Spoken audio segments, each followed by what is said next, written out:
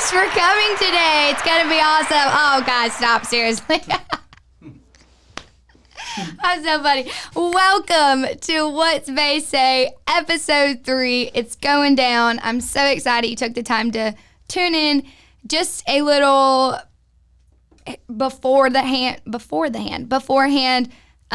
note or comment. Today's episode is a little bit more deep. It's a little bit more on the Jesus spiritual side. Does not mean that if you're not saved or you're not a Christian, you cannot listen, but just a little, warning that it is a little bit deeper, but I mean, anybody can get something out of it, and I hope that you will, but I just want to say that some will be more serious, some won't be. This is a little bit more of a serious one, but there's so much good in it, and I know it'll be awesome, and it'll bless you, so I hope you listen, but there's my little hoorah, and let's go ahead and get into it.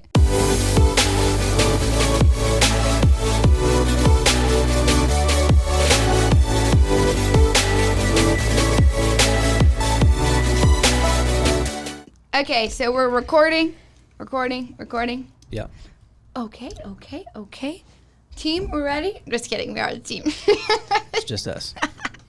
We're a two-person show.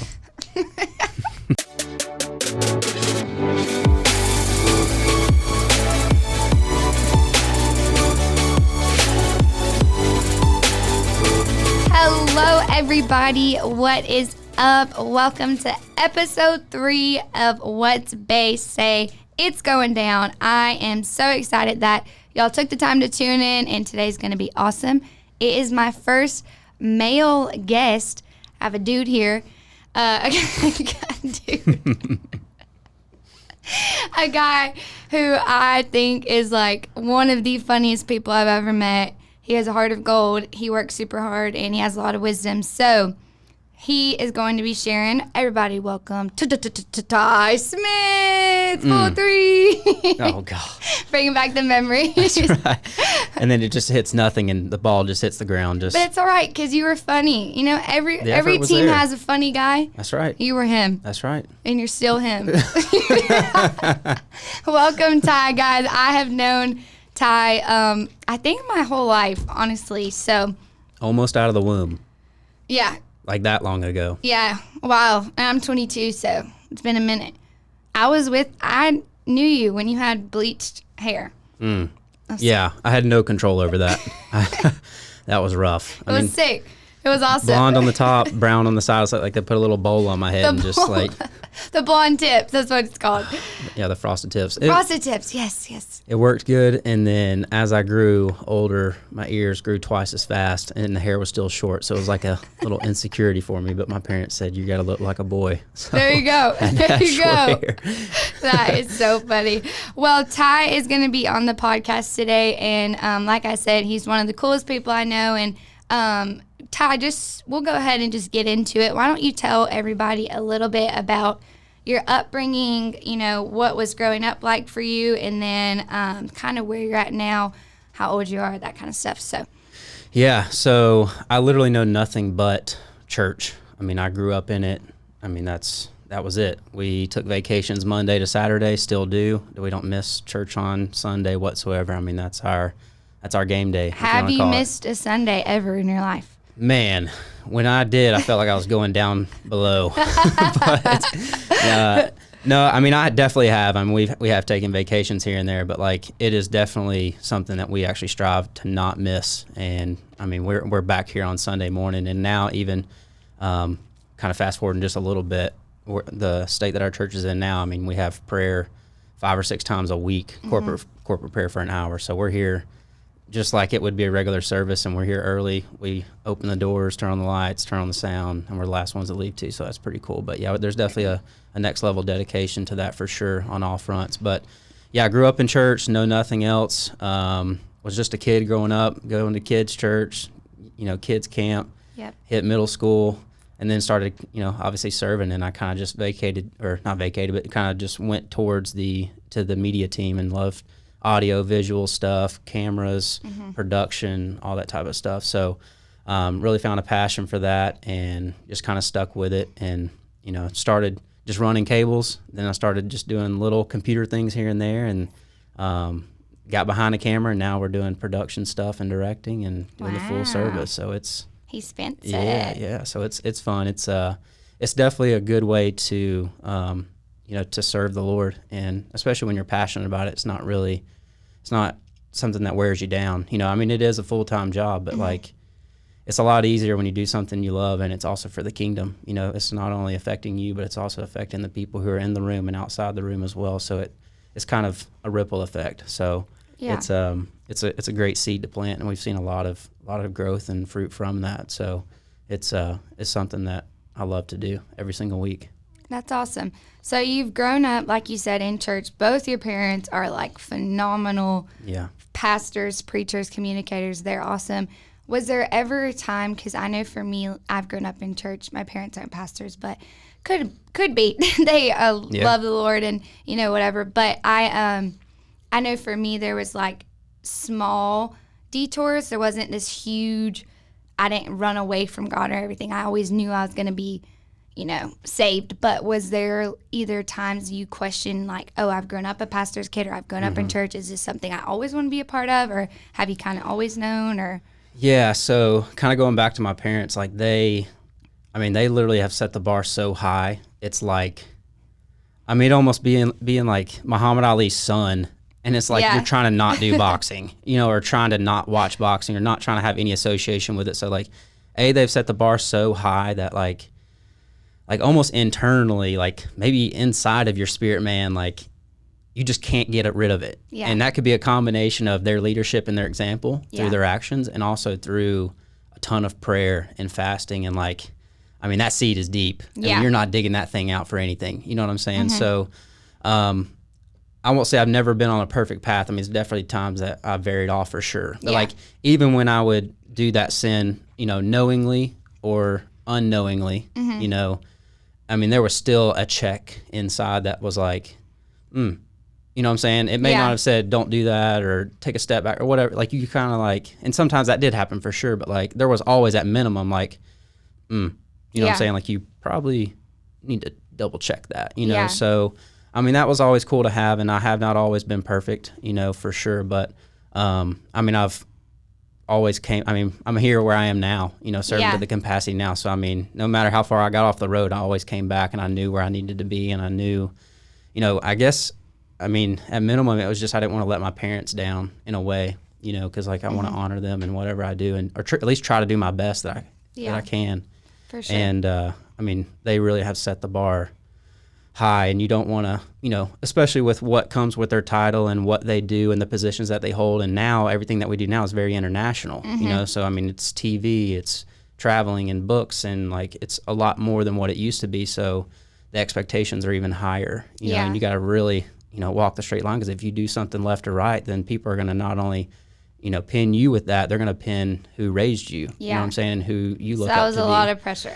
Yeah, and there, there were times where I was just like, mentally, I was like, dude, whatever, in a way, I was just like, I don't really want this, but like, it's still a part of me, and like, really, it was the love of my mom, like like I never wanted to let her down, you know what I'm saying? So like, if I ever did something like that, was like the anchor that always kind of drug me back. So I just, but that's so sweet. It's Did you ever feel like when I was growing up, especially in church, I would hear a guest speaker come, and this is for church kids, you'll get this, and they would say this crazy testimony, and they'd be like, I was addicted to this and this and this, and in the instance, and I'm like, my testimony's so lame. And I used to feel, but then I figured out the heart behind it is we had people in our corner who were bathing us in prayer, and they, praying that we would go the right way, and we would make the right decisions, and the wrong people would leave our lives, and that we wouldn't give in to stuff. And so I used to think my testimony and people like you, we mess up, obviously, but it seemed to me a little insignificant at times. Right. But I actually learned the significance of not going way, way, way off is actually really cool for young people to see, because everyone doesn't have to have that crazy flip of the switch. You can try your best, and then when you mess up, just get back up and keep going. So yeah, no, I've definitely thought about that, and like now that I look back on it, I'm like, man, I'm glad I didn't go off the cliff. You know what I'm saying? I just kind of stuck my toe on a rock rather. So Still hurt, still learn from it, but could have been worse for sure. Yeah, but you know, especially when you commit your life to Christ and like you want say you're a Christian, like you've got to walk that path, but you know, you almost don't want to like ruin your testimony to get a testimony kind of thing. You don't want to like ruin your walk to just get a testimony. Yeah. Like that's just dumb. Yeah. And now we're past the, like, besides being, you know, involved in church and whatever, we're past the point where we would have really, really been like, oh, I was young, I could have done whatever I want. Now we're like, oh, we know what's right from wrong. Right. Yeah. So I mean, once you learn right or wrong, like now you're responsible for making that right decision. And if you make it now knowing, it's a little different. But it's cool though to know that, you know, that the Lord is with you at all times and that you can come back from anything, and every single testimony matters. I am amazed, I mean, at y'all's baptisms and any baptisms where people share what they've been through. It's so cool. So we kind of had similar upbringings in that sense, but our testimonies, you know, I've learned mean just as much as the craziest, most turnaround. You know, God's going to use your story, God's going to use my story, and that's what's cool. So that's awesome. Where are you at now? You know, you said you're working. How old are you? Like, what's going on in your life right now? Yeah, so I'm 29. Just got engaged. Went down, yep. Went to did it down in Key West. So that was a fun little thing to do. So it was a complete surprise. Had a lot of moving parts. Had people traveling in and out of town. That's awesome. Called multiple of my friends. I'm like, a couple of them, I just sent them a date. I didn't say anything. I was just like, you know, I sent the date and they're like, what is this? I was like, you better be there. So I made them commit before I even told them what was going on.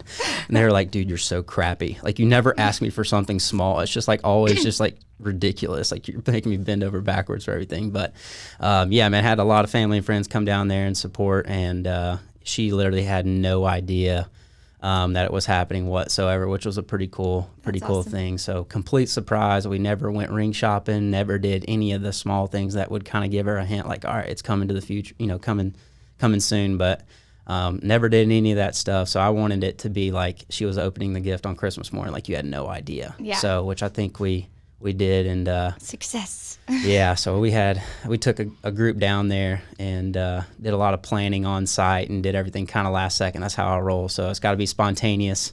I think that's why we're good friends. We just drop of the hat, just do whatever. So that was pretty cool to be a part of that. So yeah, she's super happy getting married in November 13th down in Florida on the beach. So super excited about that. That'll be awesome. Yeah. Well, that kind of goes into my second question I was going to ask you about. So obviously a lot of people that watch this are young adults, and I would say it's more people who are saved, but a lot of the people too aren't saved. But for you in your specific relationship, two questions. One, how did you know when was the right time to ask her? Was there a moment that you thought, okay, this is it, this is, you know, we're at that place? How'd you know? And then how did you know she was the right one?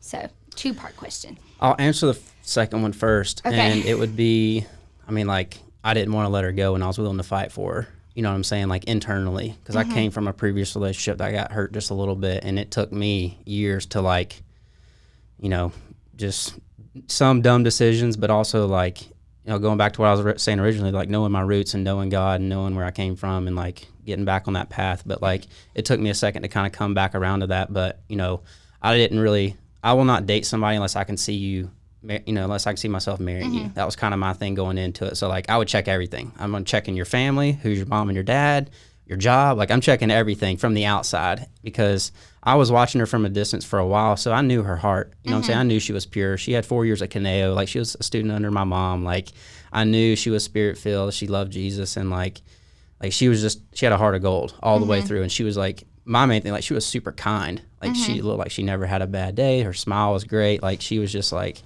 amazing. So just looking at it from a distance was, you know, that was a check off. And then, you know, I started dating her. And even, like, the first year, like, I never really had, I won't say I did not have the intention to marry her. Like I did. Like, it was a thought. You know what I'm saying? I knew it was a possibility.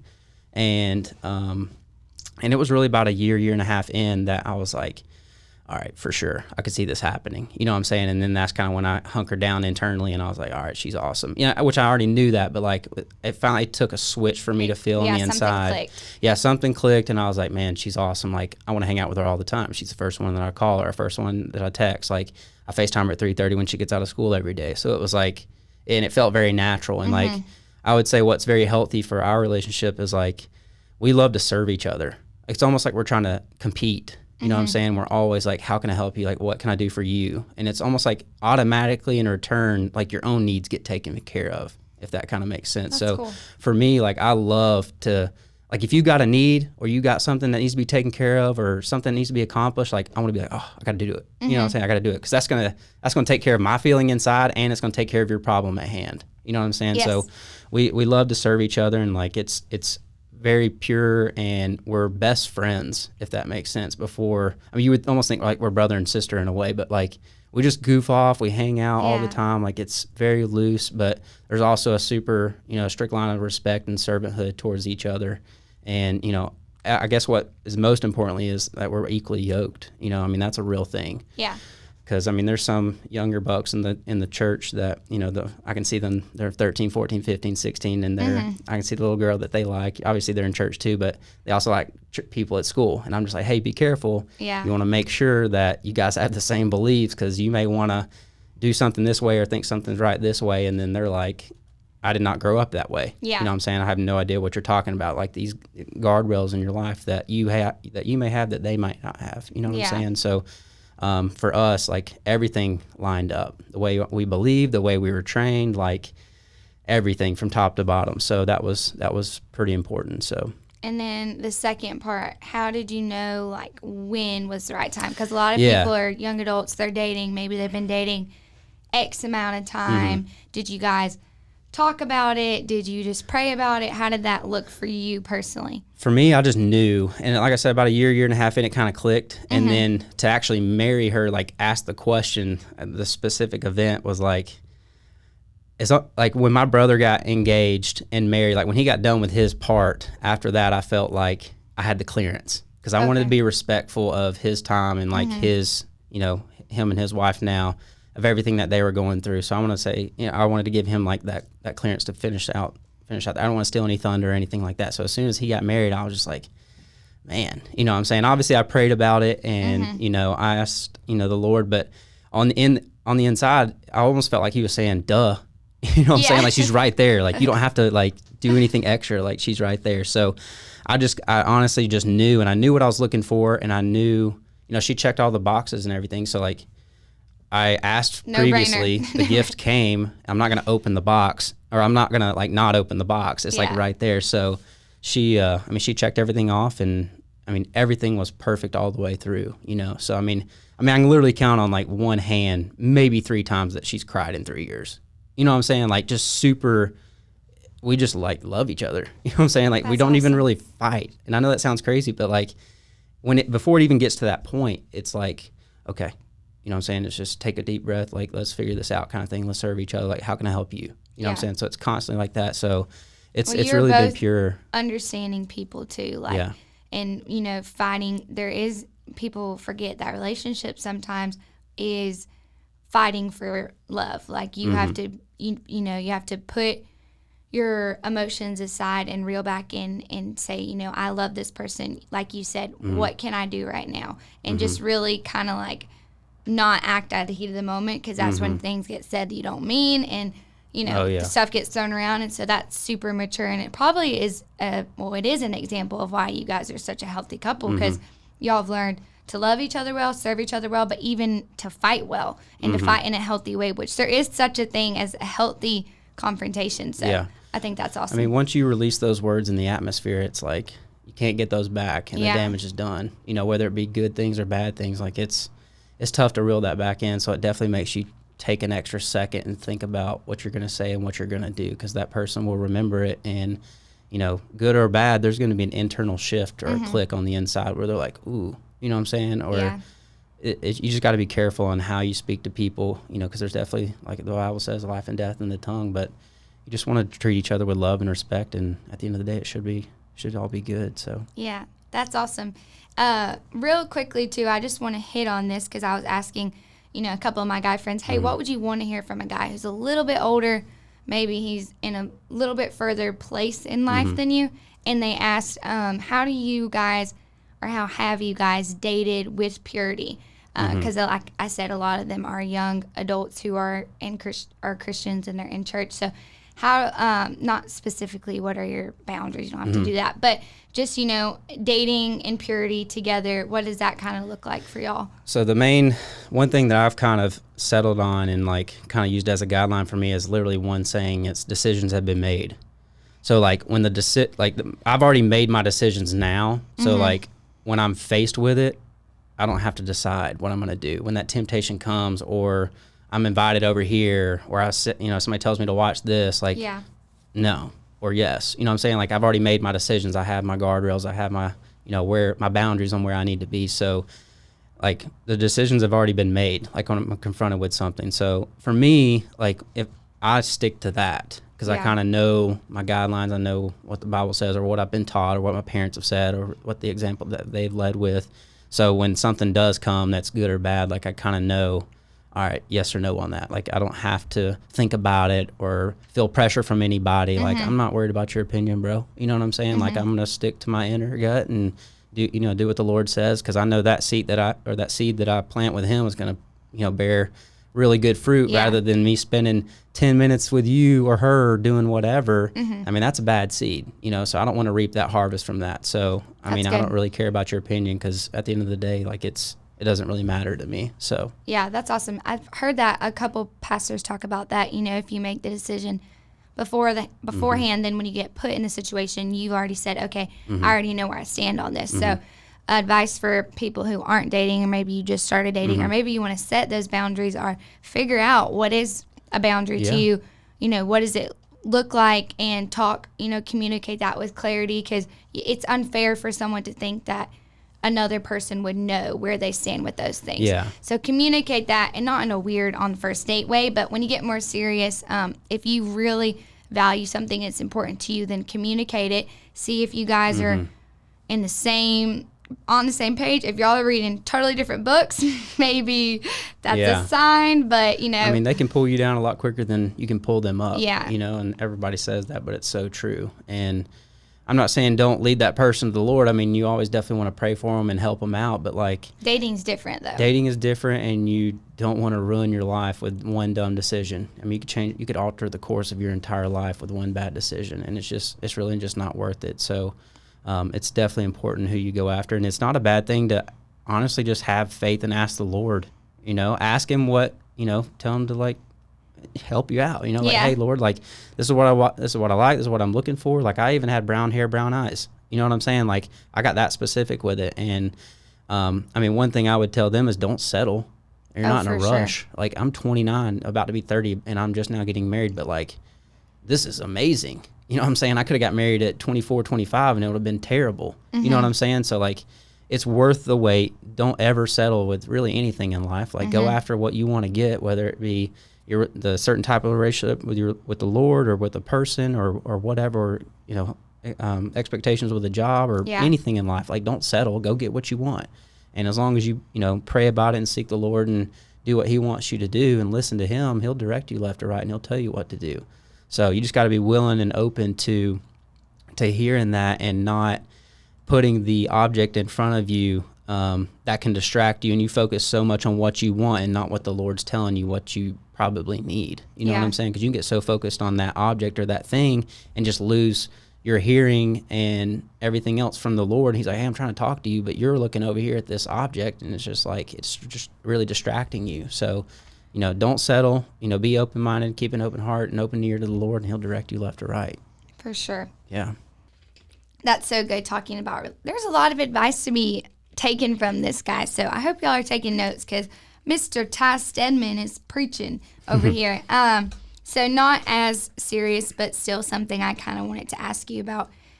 You have started your own business, so you have a job at the church and you work for the church, obviously, but you are also an entrepreneur. So what would be your advice for somebody who, either has like a business idea, but they don't know where to start, or they have a dream of some sort in starting something, but they're just, they're no idea what to do. What would be just your loose advice for entrepreneurs?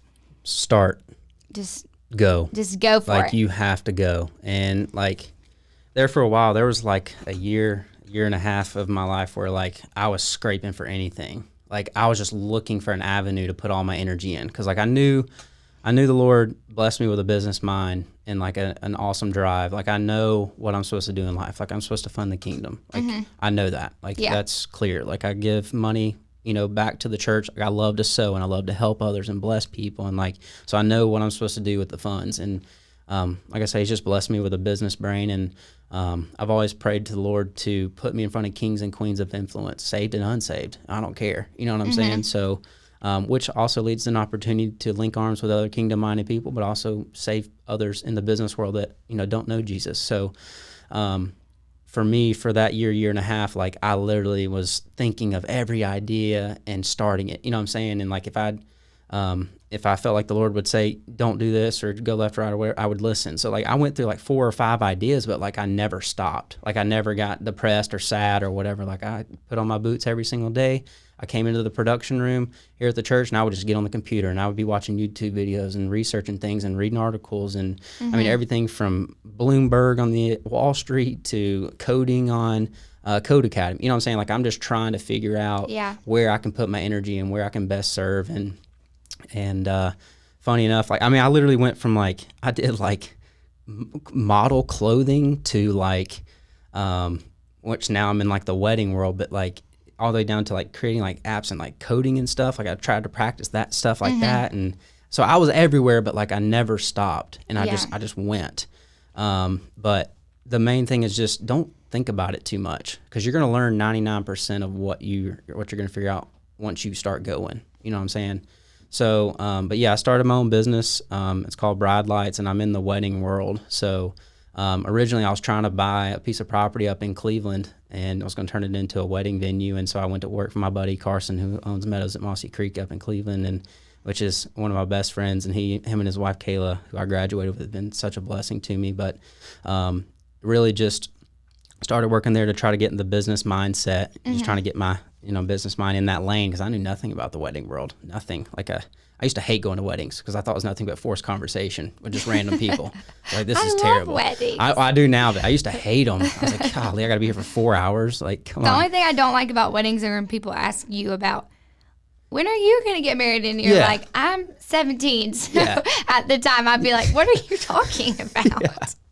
Yeah. But the funny thing is, like, they'd ask the same 4 questions every single time. You'd see your old friends and like, oh, where are you living? What are you doing? Or How's the old work? people All hug right, cool. you, and it's so good to see you. I haven't seen you since you're young, and you have no idea. Yeah, None. You're like, who are you?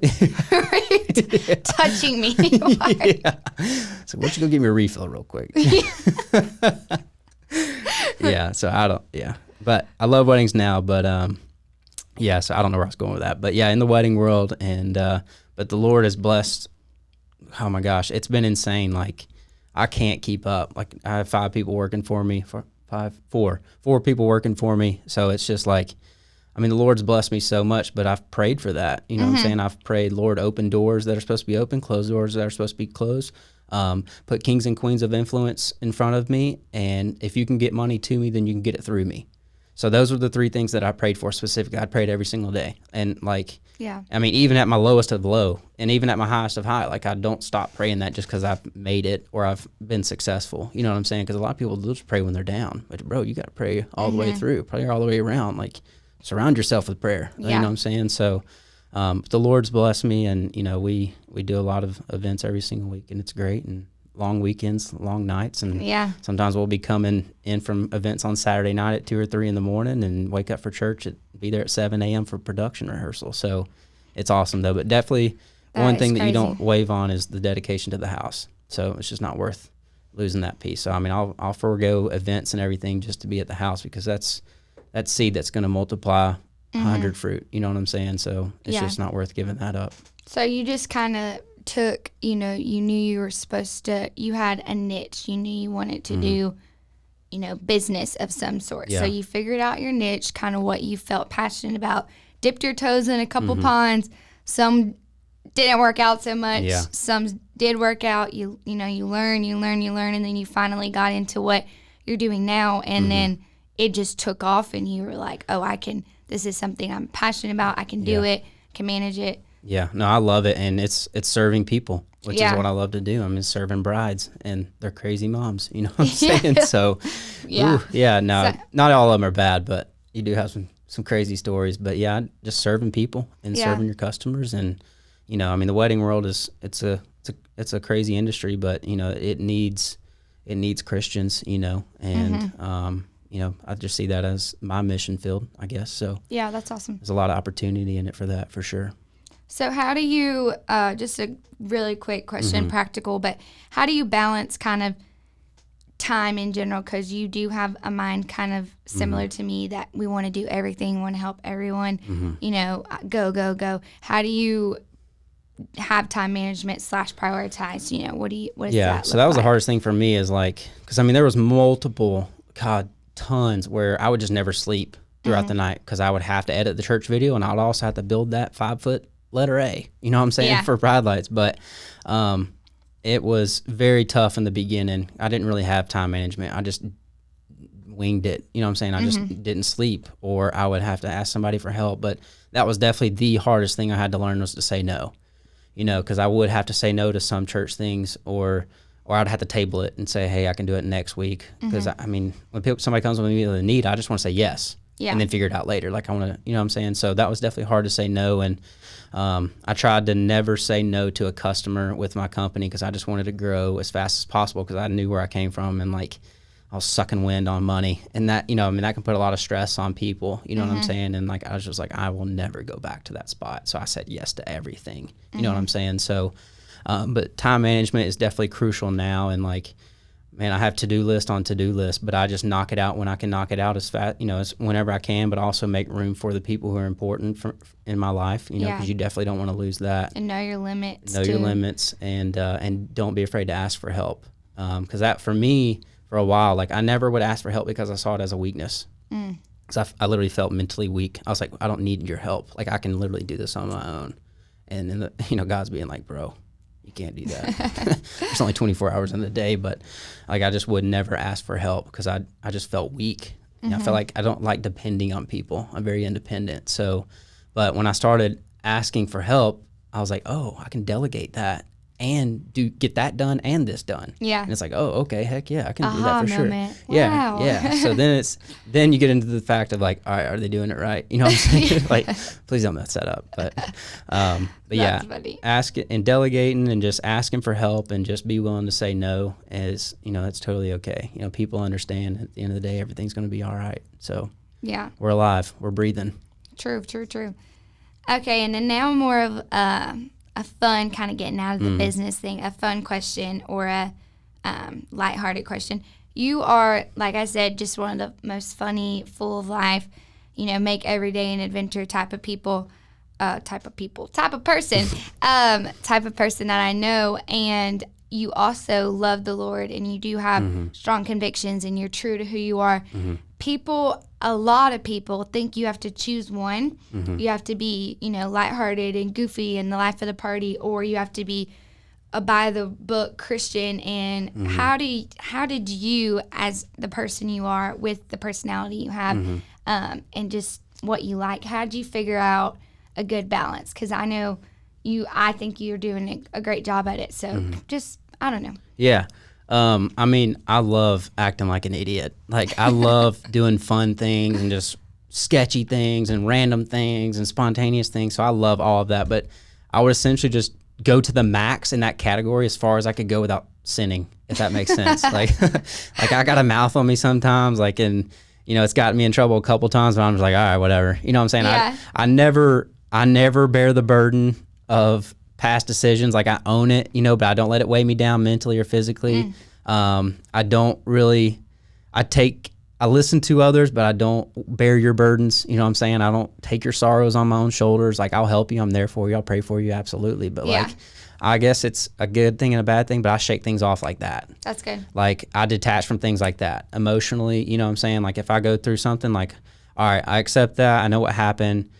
okay, you know what I'm saying? And then I bag it, you know what I'm saying? So I just kind of put it to the side. I definitely don't let it carry over to the next day. Like I'm on to the next day. Like life's too short to even worry about small things like that. So some people may think I'm cold, but I'm like, bro, I don't need to worry about that. You know what I'm saying? Like I got better things to do. Like I'm going to go try to do something fun this afternoon. You know what I'm saying? I ain't got to worry about writing that paper. Like it's going to get done. I'll do it tomorrow, you know, but, you know, I try to go to the max without sinning, I guess is the best thing to say. Cause in the beginning, like when I went to college, like, I mean, I went to a party and I took Yoo-Hoos to the party. I took a 6-pack of Yoo-Hoo. And people loved that.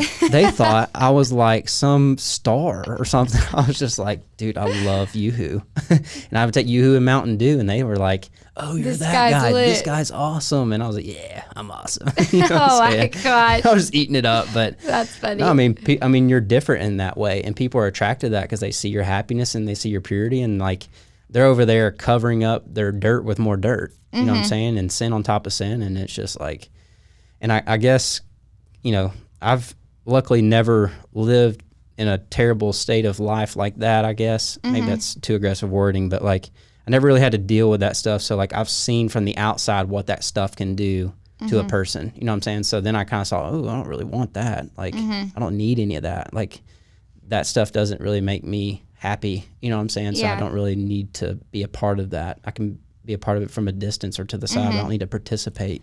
You know what I'm saying? Because I would still love to hang out with my friends. Like I still go to, you know, parties and hang out and like, you know, whatever. And like I just don't, I can be there but not participate, if that kind of makes sense. Yeah, so. I think everyone has their own, you know, fine lines of what's okay for them and what's not okay. And then once you figure out what your lines are that you're not going to cross, then just have fun. Yeah. I think that's what a lot of people who get really serious about the Jesus thing, they go from being this fun, goofy person, and then they think, because now they're pursuing ministry, that they have to tone that back. And that's not the case at all. Actually, you know, the Lord, God wants you to have fun. I think God wants us to live our life to the fullest. And so it's figuring out now with your new morals and your new values, how do you still let your personality shine through? And I think you do a great job at that. And like you said, you know, knowing your limits and then being places and knowing who you are and making those decisions beforehand. So when you get there, you're good. There, you know, there's no weirdness. There's no, oh my gosh, why would you offer me that? No good. I'm good, you know, and just go on with it. Yeah. I mean, I think you can even see things in a different point of view. I mean, look at it as an opportunity, you know what I'm saying? When you're faced with that, but like people are, you're expecting you in today's time to join them and make that bad decision, or, you know what I'm saying? And like, that's an opportunity. Like, that's why you need to see it. Not, I mean, yes, it's a temptation and you could view it like that, but like, you really need to view it as an opportunity to enlighten that person or help them, because they may be on the inside being like pulling you down, like come with me, like I'm struggling with this, or I'm hurting with this currently right now, and they're like just trying to drag you with them so they can cover up some of their own stuff. And it's just like, no, you know, and when they see that, they're automatically like shifted and they're thinking, all right, why? You know what I'm saying? And then you can use that as an open door to hop in there and be like, hey, like, this is why. Yeah. You heard of this dude? You know what I'm saying? Like, here's the right way. And, you know, kind of going back to what you said in the beginning, like, a lot of people didn't grow up the way we did. You know what I'm saying? So that for me was like one of the main things that I learned in college, was the different ways of life and different avenues that people got to this college, to this location. And I just finally realized, like, man, they really have never been to church. Like, they really don't know what a tithe and offering is. And some people still don't. No clue. Yeah. Some of my friends, I mean, people who listen to this, I'm sure they still don't. And it's so crazy how different everyone grows up. And that's why it's so important. At the very beginning, you said something. You said, you know, treat people with love, respect, kindness. And it's so true, because we have no idea what people, you know, how they grew up. And maybe that's the only way of living they know, and then we introduce them to a new way of living. Like you said, that it's an opportunity. And I remember someone told me, your presence is powerful, because I was wondering, you know, I'm the same way. I still am friends with people. I'm friends with people who aren't saved. I'm friends with people who are different religions, you know, who are doing X, Y, Z, that I'm not comfortable doing, but I don't care what they do. I mean, that's up to them. And they will be so amazed that I work at a church and I'm involved in a church, and that I'll still ask them to come watch a movie at the house or whatever. And that they'll be welcome in my eyes, you know? Yeah. And I always tell people, I say, you know, I have my own sense of values. You have your own sense of values. If you want to know about mine, I'm happy to talk to you. I will never, you know, shove how I feel down your throat, but I don't want you to shove how you feel down my throat. And I think that's what being a light in today's society looks like. You can stand up for what you believe in without, you know, pushing someone to stand up, if that makes sense. Absolutely. I mean, your actions speak, they speak volumes. And a lot of times that's all you really need to do. They're just looking for somebody to be different, somebody to stand up and look to. And like, you ain't got to be a Bible thumper and, you know, on the street corner or whatever, which those people are great. You know, I mean, they do an awesome work, but like, I mean, sometimes you just make the right decision, make the different decision. You know what I'm saying? Just be different in that way. And a lot of times that's going to open the door, you know, maybe not the first attempt, but the second or third, like for you to be able to witness to that person or just enlighten them on, you know, who you are and why you are the way that you are and all that stuff. Just see it as an opportunity and, you know, because don't let that intimidate you that, like, you feel like you have to preach the gospel everywhere, which you should. You know, I mean, you should definitely be a light in the world. But, like, a lot of times it can just be through your actions. Yeah. You know what I'm saying? Just be an example. That's what I think. I think that being Christ-like isn't just about what you do. It's about what you don't do. It's not about just what you say. It's what you choose to not say. And so I think that's where a lot of people miss it. You know, even Jesus, like when he was walking down the street, people would be yelling awful things at him and asking him crazy questions and, you know, always trying to get him to mess up, like you said, get him to drag him down. And he didn't go and confront all those things. And he easily could have done that, but he knew his heart and the people that were close to him knew his character, and that was enough for him to keep going. There was times he stopped and, you know, went a little bit deeper with people, but then there was other times that you would see in the Bible he was walking and people were yelling and spitting and whatever, and he didn't stop and confront this person, this person, this person.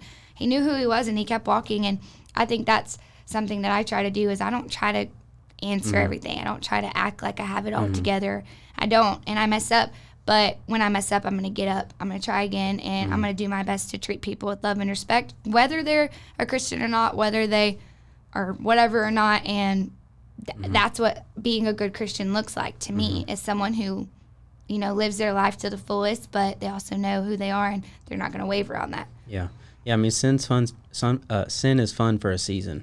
Yeah. You know what I'm saying? And, like, I mean, I'm just a very confident individual, and I just know, like, who I have a relationship with Jesus-wise is, like, I know that's the right answer. You know what I'm saying? I know that's the way. So, like, I'm not really interested in any other way, you know? And so you just realize, like, when you are around your unsaved friends, like, they need what you have. So you need to be open and willing to give that to them and show them the way at any point in time, you know, whether that, like, it's through your actions or through your words or both. But, like, it's just important to be available for them, because if you shift or you know, go down that path with them, then y'all are both sinking, you know, with no raft, you know. So, I mean, you just want to be available for that person, just stay the right path just for their own sake. You know what I'm saying? Because they're really, this is the way I think about it. Maybe it's right or wrong, but, like, I just know my unsaved friends, like, they need Jesus. Yeah. Like, I know they need him. So, like, and I have the answer. Like, I'm just trying to love on them as much as I can, and I'll drop a church line every now and then, like, yeah, I just came from church. Like, something as simple as that. Maybe that'll start a conversation, and it has before. Like, I've talked about media and production, and just the other day I brought my buddy by the warehouse, and I was like, yeah, this is where I do everything here, and our media production there. And we started talking about church and stuff. But, you know, it's just good to be available for that person, you know, who may or may not know Jesus, and don't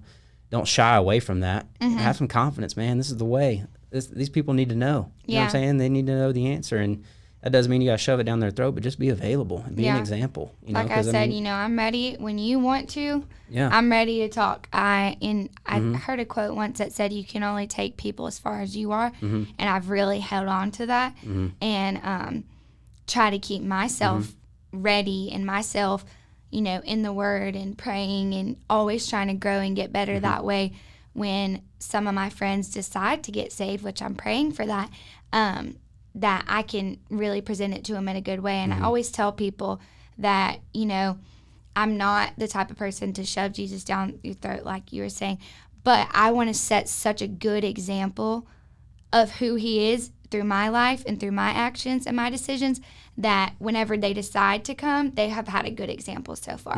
And that's literally what it's all about. You know, if you're a saved person and you're wondering, you know, how do I don't work at a church like you guys, or I'm not in ministry like you guys. Well, wherever you're working, you be Jesus in that environment, and he'll do the rest. If you just try your best to live like Christ, then when people want to get to know him, you've set a good example so far. When Christians are mean and they're spiteful and they're judgmental and they're doing everything else everyone else is doing, you're not setting a good example of who he is, and you're going to mess up. We're not going to be as perfect as Jesus, but at least try. Wake up every day and just have an eagerness about you that, you know, your life could point someone else to know Jesus and change their eternity. That's cool. Yeah. That's exciting too, I think. I think it's an awesome opportunity. Yeah, and just going, like you said, going off like your actions, like when you set the right guardrails and you've got a pure heart and everything's lined up biblically, like you just act. You just live it. Like you don't have to think about it. You know what I'm saying? It's just the way of life. Like just the way I do life. And when you do, you know, have actions with that person and you're trying to set an example and, you know, do whatever with that person through your actions, and let's say that person does stop you and they're like, either they don't want to have nothing to do with you anymore, or stop returning your text, don't want to hang out or whatever, they're just like, I don't want to talk about that. That's fine. Like I've taken my actions as far as I can go, but the one thing they can't stop is prayer. You can always pray for them at any point in time, anywhere in the world, and they ain't stopping that. You know what I'm saying? And the Lord, you know, as long as you intercede for them and you pray for them consistently, like the Lord will continue to soften their heart, and he can't stop them. You know what I'm saying? So that's inspiring for people too that have unsaved close people to them and loved ones. Yeah. So I mean, it's because I mean sometimes people get shut down by their actions, but like you can still go home and pray and intercede for that person. You know what I'm saying? And the Lord will soften their heart, and he'll pull down the walls, and he'll turn their heart back to him. So, but that goes with your actions. You know what I'm saying? Like if your actions don't match what you're praying, like if you're out there doing what they're doing and you come back and try to pray, God's like, what? Like, how does that work? Yeah. So, but I mean, just being that example and also praying for them, and you'll start to slowly see like that person be like, all right, so what were you talking about the other day? You know what I'm saying? Yeah. They may bring it up, and that's an open door. Yeah. And then you're like, shoot, I got this. They asked me. You know what I'm saying? Like that's an open door. So I think that's important. But don't feel frustrated or, you know, feel failure from that. Like who cares about failure? Like own it, recognize it, learn from it, and let's go. Take another round. You know what I'm saying? Continue to pray for that person. So just don't let that wear you down mentally. Failure is, it's just a thing. You know what I'm saying? That's, look at it as an opportunity, man. What did I learn from this? Like don't let it bother you down, and just own it and go. That's so good. And then the last question is what I've asked everybody is, what would you tell 16-year-old Ty? Just a little sentence or a couple pieces of advice. You know, what would you tell him, life-wise, Jesus-wise, mentally, whatever? What would you say? Could be funny, serious, both. Oh, I was going to go serious. I edit these videos. I know this question's coming, so I don't know why this is. I don't know. He's like, I'm stumped. I would say it's just not worth getting off the path. I would say that quick reward isn't worth a black spot on your record. You know, whether people know what happened or not. Like, for me personally, like, it wasn't worth it. Looking back on it, it'd been a lot cooler if I batted out 1,000. You know what I'm saying? Like I still batted good, but like it wasn't worth it. Yeah. If that makes sense. So I mean, it was a quick reward, or it was a, you know, whatever. But like, that's what I would say is it wasn't worth it. Just stay the path. It would be way more worth it to stay the path. That's good. Sure. Especially for young people too, because the audience that this goes from. I mean, I've had 13-year-olds who tell me they watch it, and then my mom's friends, my nanny watches it. So What's up, nanny? We never know, but that was so good. Everything, you know, there was a lot of good points. So some of y'all might have to go back and listen to this. We hit a lot of things, but thank you so much, Ty, for coming. And y'all might not know this. I know this, but Ty is new to the speaking thing, and he killed it, and he was confident in what he was saying, and, you know, the Lord's going to continue to use him. So thank you so much, Ty. Yes, ma'am. Love you. Love you too. I'm just going to wrap up a few little, we'll just cut that out because I just messed up. I'm just going to wrap this podcast up. So today's topics were a little bit deeper than the previous ones, but, I'm trying to reach all kinds of people. So we've hit, more casual conversations. This is for people who are wanting to mature in their faith or maybe know a little bit more about Jesus and what a life centered around him looks like. And everything we say, take it with a grain of salt. And, I always say, take what you want, leave what you want. But whoever listens to this, we hope that you're inspired. Jesus is our passion in this video, but whatever you're passionate about, go after it and really get invested into it and be intentional with what you're passionate about. Pursue what you're passionate about, and your life will be awesome. And so, besides that, I just want everybody to know that you're awesome, you're loved. I hope that something in this stuck out to you and you'll take it and you'll run with it. Chase your dreams, do your thing, and always find the good. And remember to always look for the good in things. And if there is none, to become it. Adios.